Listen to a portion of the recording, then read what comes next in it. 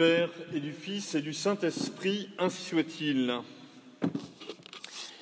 Bien chers fidèles, après avoir passé un Triduum pascal bien particulier, nous voici arrivés au premier dimanche après Pâques.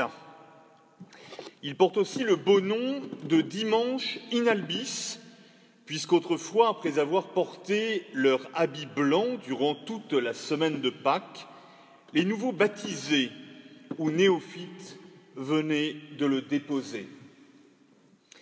C'est aussi comme dimanche de Quasimodo qu'il est connu, puisque l'introïde de ce jour commence par ces mots de saint Pierre, « Quasimodo geniti infantes », tels des enfants nouveau-nés.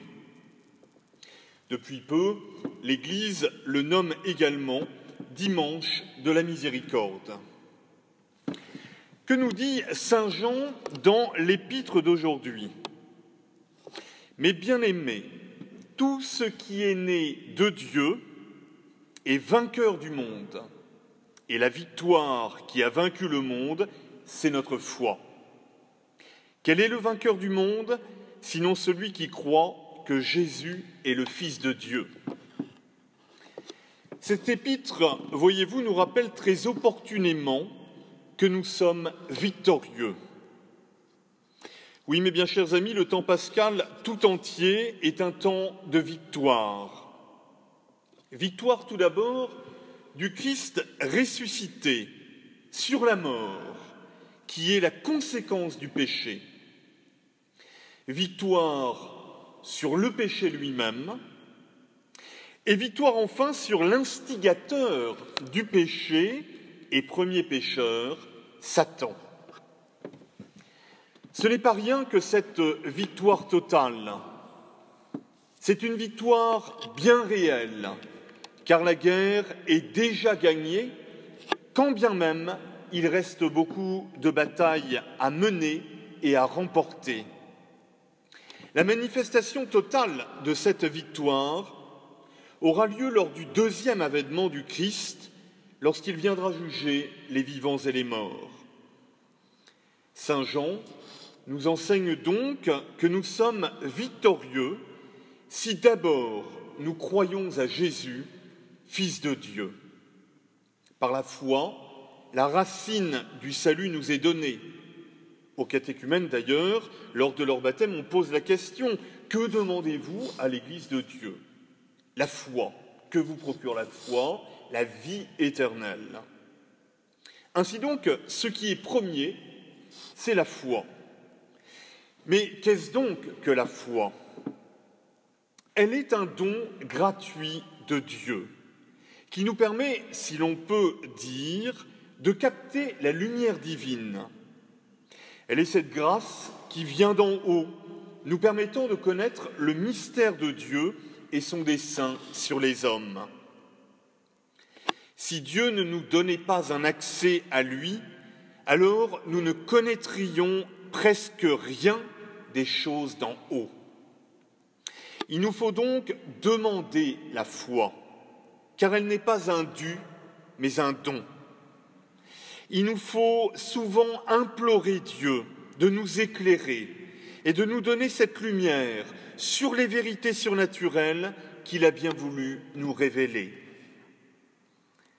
La foi est également un climat, en ce sens que le chrétien vit de sa foi. Sa pensée, son univers sont modelés sur ce qu'il croit.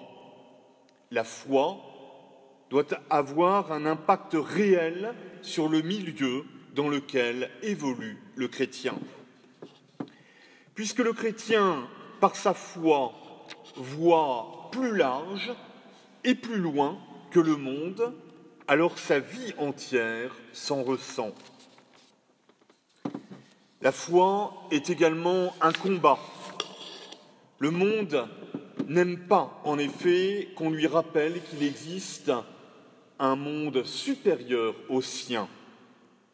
Aussi va-t-il souvent vouloir tout résoudre par lui-même, ou même écarter la foi, ou même la persécuter. Nous ne devons pas en avoir peur. Le Christ nous avait prévenus. Il faut au contraire combattre le bon combat de la foi, par nos prières, par nos actes, par nos paroles, pour tenir ferme, mais aussi pour faire découvrir à nos contemporains les richesses incroyables de l'amour divin. En ce temps pascal, qui est aussi temps de confinement, je vous invite à renforcer votre foi, ou plutôt à demander à Dieu de la rendre plus ferme. Que votre adhésion à Jésus ressuscité, sommet de la révélation, vérité, soit toujours plus vive. Quand la barque est secouée, il faut s'accrocher ferme. Mais aussi, je vous invite à approfondir les vérités de la foi, en mettant à contribution le temps qui vous est donné par la Providence aujourd'hui pour mieux connaître ce que l'Église enseigne, et la mission pour cela, et qui se trouve être ce que Dieu a révélé. Mais bien, chers amis, enfin, ne recherchons pas des miracles, des petits raisonnements humains, de fragiles béquilles pour croire, mais généreusement, reposons-nous sur Dieu seul qui est vérité, et alors nous pourrons dire à Jésus ressuscité de tout notre cœur, mon Seigneur et mon Dieu. Et Jésus alors nous gratifiera de cette belle béatitude, bienheureux ceux qui croient sans avoir vu. Que Notre-Dame, dont la foi n'a fait que croître tout au long de sa vie, nous y aide, ainsi soit-il.